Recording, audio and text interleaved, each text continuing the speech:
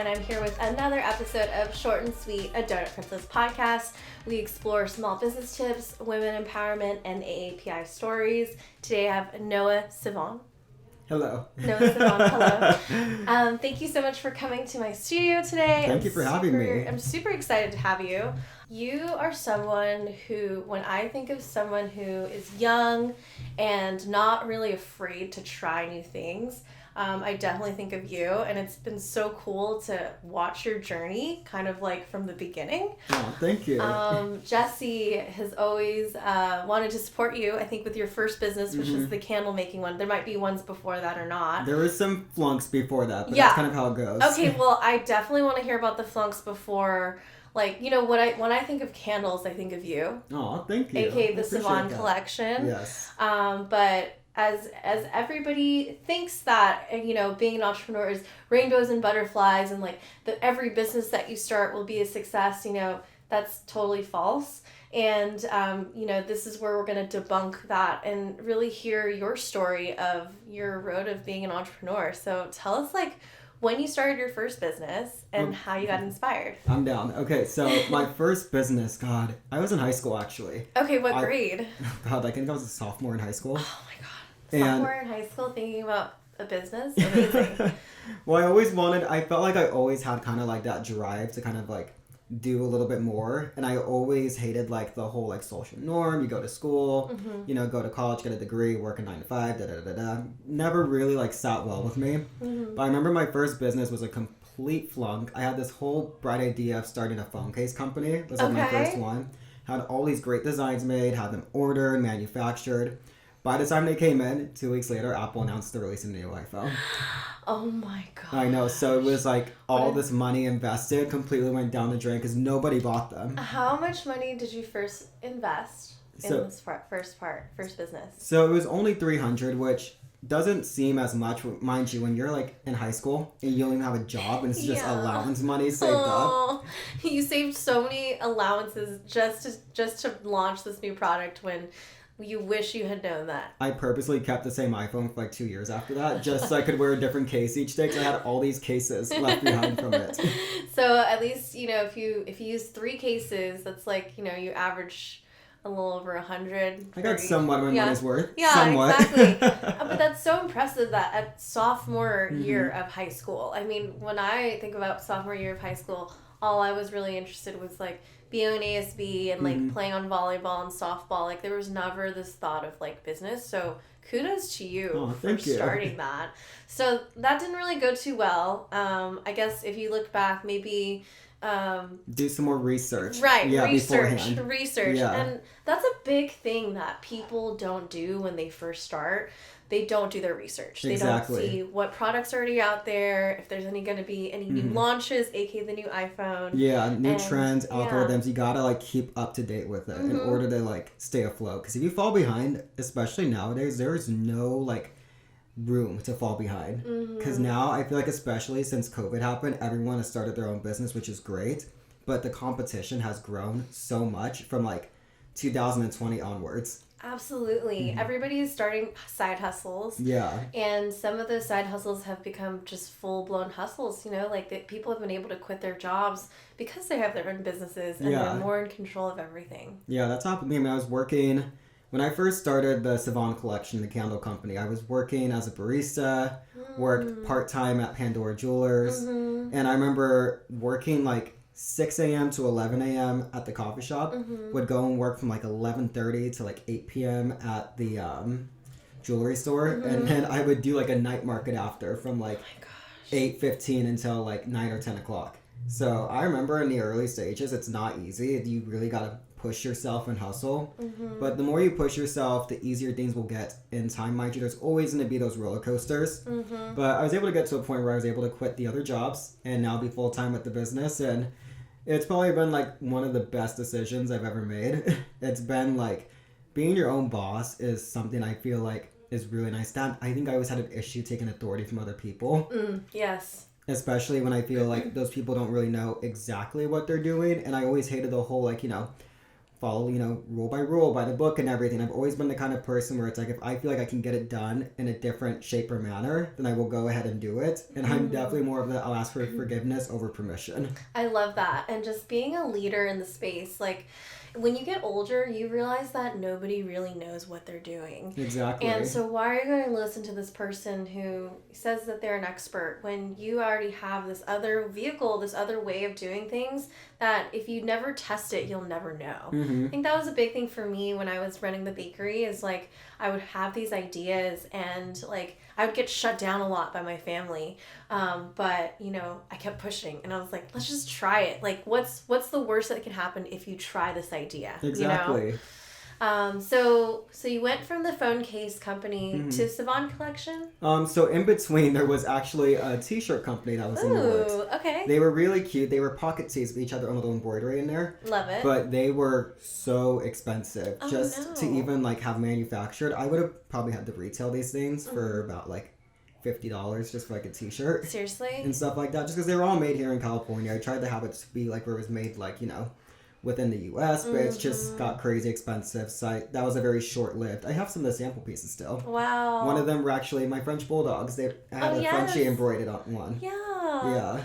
Oh my gosh. And yeah, that's another thing to consider is considering your cost and versus your retail. Like you've got to either do mad volume or sell it at a higher rate. And you're right. Like things that are produced in the United States is way more expensive. Right now we're looking at, getting new boxes. And like, of course, if you want like a higher turnaround time, you want to do it locally. But if you want to save, you're going to have to go overseas. You're going to have to go international. Yeah. Exactly. And then you think about quality, you think about like labor and everything, and it all adds up. It really does. Yeah. Plus your own time of like putting everything together. Exactly. And having to go through like that middleman. That's why I do like having the candle company, because since we make everything like in-house, that completely cuts the factor of ever having or needing a middleman to like make things for us. Because initially it was just me. Now I have my team. But we are able to make everything and kind of make it perfect each time. Yeah. And we're able to keep a close eye on it. So if there's a way where you can cut out that middleman when it comes to like running your own business, it'll save you so much. I wouldn't say it would save you so much time, because you could actually be using a lot more time, but it'll save you so much more money. Yes, absolutely. And yeah, like running through that issue of like, who wants to buy like a $50 t-shirt when they can easily get one that's pretty much the same, maybe for like half the price or something. Look at American Apparel. That was something where it was made in downtown, and I don't think they survived, and it's probably because it's just so much more expensive to get things done here. Oh yeah. You go on like Alibaba, you get things for like pennies. Yeah, or exactly. dollars. Here it's like just so much more expensive and marked up. Okay, so then how did that business go? It was like, did you sell a few? I never actually launched it. The production would have been at least like a $5,000 investment, I feel like, just to get it up and running. And honestly, when I started the Sivan Collection, that was actually my cheapest company in the beginning. Yeah, like little overhead. Started off with just like a $40 like DIY like candle kit off Amazon. Love it. And I remember in the very beginning, I was buying all of my jars that would turn into candles from Walmart. Okay. And obviously it's gone, beyond that. So now we have actual wholesale like suppliers to supply us our jars, our wax, our oils, etc. But when I first started the candle company, I would actually say that was like the most like affordable company to start from like the ground up. And that's another thing, that when you don't have a business at first, there's overhead. And for those of you who don't know what overhead is, it's basically the expenses that occur even before you create the product, or the things that you need in order to create the product. With donuts, you're going to need like a fryer and like a baking table and like a hood, and like there's so much like so many ingredients that go into it. And so to know that you started the Sivan Collection with like little overhead, that's already a great start to like being profitable, right? So how old were you when the Sivan Collection was started? God, I was only 19 actually when I first started it. You're a baby. I was such a baby. And thankfully I was kind of ahead of the game a little bit in terms of like knowing what to do in order to get like, because when you have a new company, it's like you can have a great product, but if nobody knows about it, then they're not gonna buy it. And you have to showcase your product in a way that makes it very desirable and wanted. And so thankfully for me, I was really good with Instagram and social media. And social media goes such a long way it really when does. it comes to owning a small business. all it takes is just like having the right amount of photos, the right filter, getting it in the hands of the right audience, and kind of fitting, especially with Instagram, you have to fit an algorithm. Fitting that algorithm to kind of like flow within the clientele that it's marketed towards is really something I felt like that helped, like, you know, jump shot the company from being made like in my parents' kitchen to now we have a full manufacturing warehouse.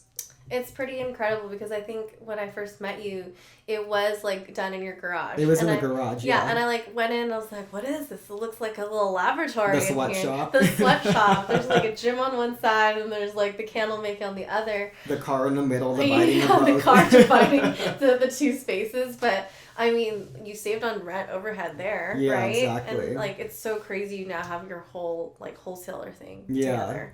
You brought up two really great points there, and I want to really point this out of like those of you who are starting your business out. Number one, social media. Social media was a big tool that I used myself when there was not even any studies around the algorithm, or there wasn't like it wasn't such a saturated market yet, where you could actually really grow quickly on Instagram. And you're right, you know, it just comes from knowing exactly what people are looking for and having a product that sticks out. I think your product, and I'm a big fan of your product because your candles are just, they're so amazing. Oh, they're like, thank you. Like I feel like I'm like, it's like luscious and like I just feel very like zen, and it's depending on which flavor, it's just like so like comforting and like warming. Oh, thank you. My favorite one that you've done to date is the coconut the pumpkin coconut latte. Coconut latte. That was a good one. If you ever bring it back, I'm obsessed with it. Yeah. Like I would want it. Like I wanted cases of that. I think you got a case of it. Yeah, I did actually. We did a like a collab. Yeah. So selling it at the shop, like co-branding it, and people actually really liked it. But going back to social media, it's a free tool. Obviously there's paid ads now, but it's just a great way to get your product out there, and it doesn't cost anything, you know, it's free. And for a lot of businesses starting out, that's kind of all you have. When I was running the bakery, there was no ad dollars, like there's no budget with like marketing dollars put aside, you know, there's like literally like we're supporting the family, we need every penny. So having social media as a tool back then really did help my business too, and it grew to like 92,000 followers, which I would never ever thought could happen. Exactly, yeah. With digital media, like you're reaching people from like all over the world. You're not just limited to your like small town or just your city. You like there are people who become obsessed with like the lifestyle of the product, which I think that you've done a really great job with. Tell me a little bit more about how you chose, you know, the labeling and then the ultimate like the jars, and like tell me a little bit about like the lifestyle themes that you're thinking of when you created the Sivan Collection. Yeah, so honestly it's funny. So when it came to like the design aspects of it, I went through so many different designs, these crazy different fonts and different color blocks and whatnot. Yeah. Just for me to stick with like a simple like text. Yeah. And I learned after that people really enjoy things that are minimalist, very just like easy to read, looks very sophisticated and stuff like that. So it's like I went through all these different like design teams to design all these different crazy like style like labels just to stick with one that I made myself. Yeah, and like if you guys ever get your hands on a candle, actually you brought some, so we'll definitely showcase them after this. It's like simple yet elegant. Yeah. It's like minimalist, like it can fit into any room, whether it's a bathroom or like even just in the living room. It's very versatile, which is why I love it. And I love the smell. Like seriously, product over everything. The smell of the candle is just, it's different. Like what's the secret to it being so fragrant? Like it just like stays in the room. Like I feel like other candles are fragrant, but they don't like stay or stick. Honestly, it just kind of goes for just making sure you have the right oil blend and mixing it with the right wax. So having all natural soy wax definitely helps. Not only like the burn lasts a lot longer since there's no chemicals in there. Because if you think about it, you burn a candle, like bigger brands kind of like to cut corners. And when it comes to cutting corners, instead of using all natural products, they will add these like paraffin wax is what it's called. has a lot of chemicals in there, so that's also why your candles burn through a lot faster, because the chemicals are forcing the wax to dilute more. And on top of that, you'll notice with these brands, they have like this like black soot around like the rim of their candle. When that happens, that's when you know it's very toxic. I see. Because I've known people who burn those kind of candles all the time in their home. Like a room like this, you burn like that kind of candle every single day, you'll eventually notice your ceiling get black a little bit. There are certain homes I've seen that are kind of like that. Wow. But in terms of getting like the fragrance to like throw and last longer and stuff like that, it all comes from just making sure you use the right oils, the right blend of it, like in terms of ounce wise, and mixing it with the wax. It's a very much like a chemist's work when it comes down to it. I guess, which is funny because I failed science in high school. I was never great with it. I failed 2 topics, science and math. I hated those things. English was great. Public speaking, great. Everything else, flunk. So it's kind of funny that the topics that I like hated the most in school, I wound up basically moving my career to. Yeah, but it's kind of, it just also goes to show, like, you don't have to go this traditional path where it's like, you suck at science, you suck at math. It's like, you can learn these skills later, and maybe it's not science that you're into. Maybe it was just this specialized parts of science where you're mixing and, like, playing around with the different oils and such. Yeah, exactly. Science is a lot more fun. For me, I felt like doing it myself. When you're teaching me chemistry, I am falling asleep. I think I fell asleep so many times in class.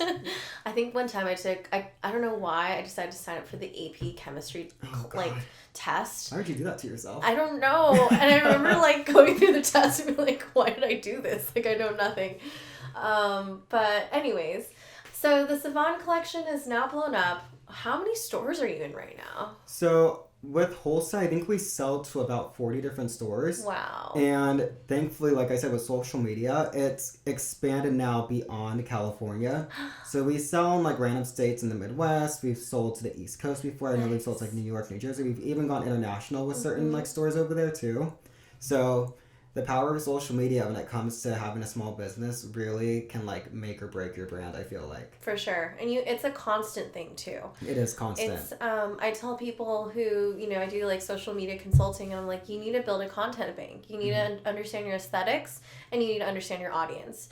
And from there, be authentic with your storytelling, with your product presentations, and innovation is really, really key too. You have to be very innovative. You have to stand out too. Exactly. Like, you don't want just like some normal candle smell. You want to be different and exotic, and that's what's going to draw people into your product. That's what we have to do, because you think about it, I mean, everybody has, if you're going to start a business, I feel like I'm sure there's an article out there somewhere that probably the top 5 like most startup businesses are, probably one of them are probably candles. Yeah. I feel like so many candles, everyone and their mother has a candle company. You do have to figure out a way when you're in a very saturated field to stand out a bit more. And thankfully for us, we were able to create these unique different fragrances and kind of market it in a way that was very simple. Because I know a lot of brands like to go over the top, like to throw random stuff on their candles and whatnot. But I felt like for us, we wanted to kind of stand out in a way, but at the same time, like you said, be something that's very simple, minimalist, that's very versatile, and it can fit in any style home, whether you have like a mid-century home, whether you have a home that's more like countryside, whether you have a home that's more modern. You're able to kind of throw that in, and it fits, and it kind of helps bring your story to life with what you're trying to create throughout the room. So I feel like a lot of people, like when you're designing a room, you want to have it tell a story, and I feel like a candle is a really good attribute into bringing that story to life with the fragrance. Absolutely. And so that's what we like really tried to like, put out there and perform. I mean, I feel like your candles in specifically can change the mood or the tone of the room based on the fragrance. Exactly. And I think it's like actually like a flex. Like if you have people over and you're burning the Sivan Collection candle, like people always ask like, what is this? Like, oh my God, like what I'm glad the candles are a flex. Oh yeah, it's a big flex. So now that that's taken off, what are you up to nowadays? Like I hear you're launching something new. I'm always trying to do something a bit different. Yeah. And honestly, and it's kind of like why I don't like having hobbies, because if I discover a new hobby, I somehow managed to figure out a way to turn it into a business. And so amazing. And so for me right now, my current hobby is I discovered like yoga, for example. I love going to yoga classes. I love getting that good stretch in. I love going to sculpting class and having my ass kicked. Oh yeah, and love it. It's gotten to a point where I want to be able to do like my own studio one day. So that's something I've had in the back of my head, maybe like wanting to execute and perform, because I do have that athleisure company that's only in stores right now, but I want to be able to launch it online, because the whole basis for that company was providing quality clothing that is very like nice, neutral, sexy, but for a price that's very approachable. Yeah. Because I know nowadays with all these like athleisure clothing brands, they mark up their prices so much for what it actually costs for them to, you know, have made and whatnot. And for us, it's not like that. We want to be able to provide clothing that makes you feel sexy, that makes you feel confident, and that you're able to get a good sweat in and doesn't basically cost one of your legs. Yeah. Because you think about it, a gym membership is already crazy expensive. That whole idea of a healthy lifestyle, like, you know, why is a salad $12 but you can go to McDonald's and get a Big Mac for like $7? It's kind of that whole problems. It's like that whole stigma, I feel like, that I don't know. I feel like the US definitely kind of puts a stigma on where it's like if you want to be healthy and have this sort of like healthy lifestyle, you have to pay the price for it. Yeah. And I think with us launching this athleisure clothing brand, we want to be able to kind of put like a middle finger up to that statement. Yes. And basically be like, no, you have this option for a price that won't put a huge dent in your wallet. And we want to incorporate that with, you know, the yoga lifestyle I've been into lately and kind of merge those two worlds together, which I think would flow hand in hand very well together. Well, it's really cool that you're creating something like that for yogis and for the health and wellness space, because I think that any time that I've been involved in yoga or bar or Pilates, like the membership itself is already expensive. Oh, they're so expensive. And like then you go and like you're getting a sports bra, but it's like $80 and it's like just a small like piece of fabric. Like it's not even like covering it's not even a coat. It's like just a tiny piece that's covering the bare minimum. So I think you finding the niche of like affordable yet sexy yet like, you know, healthy like themed lifestyle clothes, it's definitely refreshing, and I'm sure people will definitely buy in bulk, you know? Like they're like gonna be like, oh, this is like what's the base price for one of the items? So the base price is very like between $12 to our most affordable is $42. Okay. So that's a great range. Yeah, the average pair of leggings is between like $24 to $36, I would say. And like at Lululemon, it's like $100, right? Oh god, don't even get me started with how expensive they are. Yeah, I mean, they feel great, but it's also like the branding is what you're paying for. You pay for the name for a lot of this stuff. And even when you pay for the name is like this big on like the back. Yeah, you don't even know. You have to kind of, and I think maybe that's kind of what they do. I feel like brands like that, they want you to be like, oh, I'm wearing Lulu. Yeah, that exactly. Way, so maybe that's why they make the logo like that tiny. Going for that kind of minimalist where, you know, it's not everywhere, but it's still right there. Yeah, you know, it's the kind of, you wear those leggings and you go out and you go to like Alfred's and buy like a $10 latte when you're along with it. Yeah, all of that goes with it. You know, those typical Lulu bitches. Have you launched your product online yet, or it's in the works? Not yet. So I wanted to test it out first to see how it did. So we have like a little like small storefront location in San Diego. That's in-store only, but it's been a huge hit since it launched in November. So we are looking at bringing the brand online eventually. Yeah. It's just right now, honestly, the reason why we haven't is because it's hard to keep these items in stock. The minute I get the shipment in, I put it on the shelf, and it goes within a week. That's crazy, but that's also amazing. And that means you can actually like add more SKUs, you can add more designs. Exactly. And, like really explore what's popular. And it's like, I think you're doing a great kind of like timing where you're like, okay, let's do store first, and then we'll do online, and then we'll do, you know, wholesale. Like there's steps to everything. You can't just jump to online and order like, you know, 10,000 pieces and you're left with all this inventory. And I think that's what happens with a lot of people, why they like go under so quickly, is because they try to do everything at once. If you're starting a business, it's okay to take your time with it. You don't have to jump into, I'm going to do online, storefront, wholesale, yada, yada, yada. I have done everything, but mind you, I've had my business for 4 years. Mm-hmm. And when I first started it, it was strictly just online store. Mm-hmm. Then it went from online store to, okay, I'm going to do a little bit of wholesale. Yeah. Then it went from like wholesale to like, okay, I'm going to try having a standalone store. Mind you, this wasn't like 1 week after the next. This is like within like months to years, like, you know, time frame of one another. Yeah. So when it comes to people like starting their own business, it's okay to go slow. It's okay to take baby steps. You're not going to get 1,000 followers over. I mean, you might get 1,000 followers overnight. Maybe. Depending on who markets like your product, depending what celebrity gives you a shout out, you might. But for the average person, you're not going to get that overnight, and it's okay. Yep. Like, you don't beat yourself up about it. Don't feel like you're failing. You're just at the growing phase. And when it comes to a growing business, there's going to be growing pains. I mean, I still go through it and stuff like that. What are some growing pains that you're willing to share that you feel like somebody else might have gone through on their entrepreneurial journey? I think it's like the number one I've gone through. I feel like it's definitely like a supply and demand. Mm-hmm. Especially like when it came to my business. I remember I brought on like a sales rep, and he basically got my candle company into so many different stores so quickly. It was really great. Mm-hmm. But by the time the holidays came around, that's when everybody buys candles. Yeah. There was times where I wasn't sleeping for 3 days. I was drinking energy drinks, pouring candles, basically crying in the candles I'm pouring because I'm so stressed out. So I'm pretty sure if you ever bought a candle from me during like December of 2019, more than likely my tears were inside of it because I was crying while pouring these candles. I was like, I'm doing so much. Why am I doing this? But I would say definitely supply and demand has definitely been something that was a growing pain for me. I had to learn to like, you know, manage my time correctly. And I think that's something I still struggle with today is time management. Oh yeah, that's a big thing. Yeah. Yeah. And especially with COVID, I would say COVID during a pandemic was hard. Yeah. Like 2020 when shipping for everything just went completely downhill.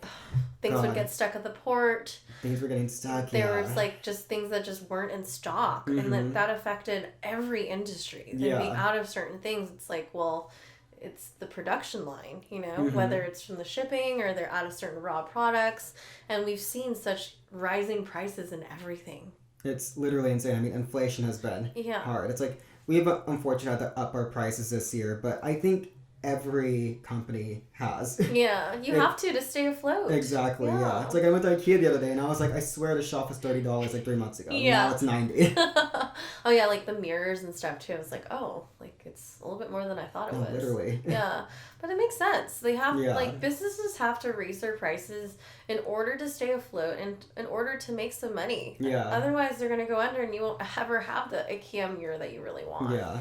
Especially if you have like a staff of people that you want to be able to support and everything like that, you want them to live comfortably too. Yeah, exactly. Like now that you've built a team, you want to be sure that they're loyal to you and that you're taking care of their families as well. So these are all amazing points as to like some things of business that you have to consider.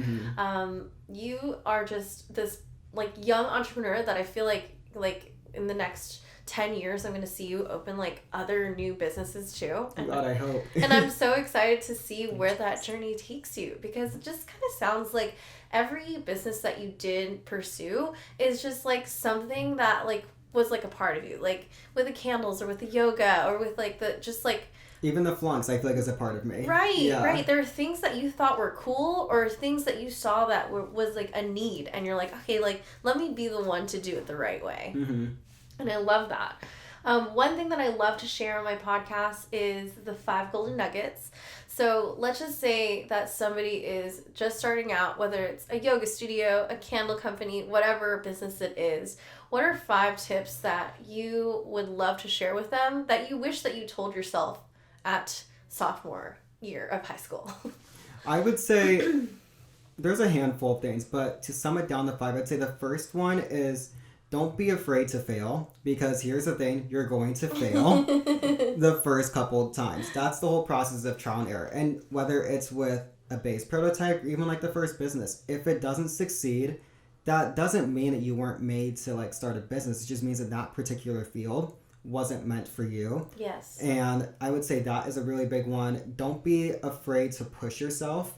I feel like a lot of people have this idea that they want to start a business and it just remains an idea. Yeah. Like, it's okay to jump the gun and kind of like execute that idea. And I know that it could be a big leap, but you're never really going to know if you don't ever make that jump. Yeah. So I would say definitely do that. And I would say another one would be, it's okay to be vulnerable. I feel like for me, I had to like live up in the beginning to this like kind of like stereotype where it's like, yeah, everything's fine. And it's like, even when things were like falling apart, it's like being like, oh no, it's fine. It's okay just to be like, look, I need help. So it's okay to ask for help sometimes. It's a big one. And I feel like a lot of people have too much pride for it. I mean, I feel like even to this day, I still sometimes have that when I do need the help. So it's okay to swallow your pride sometimes and ask for help when it comes down to it. I would say the fourth one would be to always think ahead. Do not stay on trend. Look at what trends are coming after this one when it phases out. Because here's the thing. If you see something and you're like, oh, this is trending right now, I'm going to get on this trend and like create this. By the time you create it, guess what? That trend's gone and there's another one that's going to be in there. Yeah, you have to always stay ahead when it comes down to things like that. So do your research, look up certain places. But one thing that I've noticed, a little like key trick, is like trends typically start, and this is what I heard, in places like San Francisco. As funny as it is. Like if you like type down San Francisco, like on Instagram, and kind of go through like the recent posts, like recent popular posts, you can kind of see like certain apparel and stuff like that people are wearing and stuff. And I feel like that's kind of like a good asset as to like, okay, this is what's going to be up and coming. Yeah, great advice. And so it's always good to think ahead when it comes to things like that.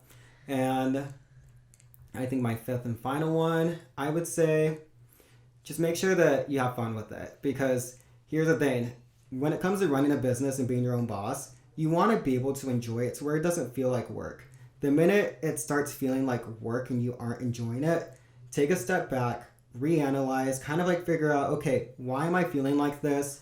What do I need to do to make sure that my like happiness and mental health is, you know, completely taken care of? Because at the end of the day, you don't want your mental health to be completely affected by what you do and what you're trying to put out there. Because I've had it happen to me sometimes where I've had the question, you know, is this what I want to do for the rest of my life? Is this something that I want to be able to like, you know, provide for like a family one day and stuff like that? And for me, I thought about it a lot, and I think it is something I want to do for the rest of my life. But when it comes down to it, don't let yourself get too beat up by running a business. Don't let your mental health get affected by it. So if you have to take a step back and reanalyze things sometimes, completely okay. Those are some amazing golden nuggets, and I love how you ended with the part about mental health. I think a lot of entrepreneurs go through a lot of burnout where you're pushing yourself to a certain limit and you kind of forget your why, or you don't have the correct infrastructure to support the demand. And these are just things that business owners go through every day almost. Like every day is a new experience, you know? Would you agree? Yeah. Every day is a struggle. And I feel like your lifestyle, if you run a business, is not going to be like a typical 9 to 5. Every single day is going to be completely different than the last, and you're not going to be able to predict it. I'm sorry. You have to just have to kind of wake up with an open mindset and be like, my day is going to completely go where I don't expect it to go, and I've got to be okay with that. Yeah, and like Gary Vee says, like, entrepreneurs eat shit every day, and that's true. Because you're going through so many new scenarios. There's going to be issues with something along the way of the process, and guess who's responsible? It's you. Yeah. You know, if it goes well, it's you. If it goes wrong, it's still you. Yeah. So being super responsible and making sure that you're ahead of all of those things is essential for your business.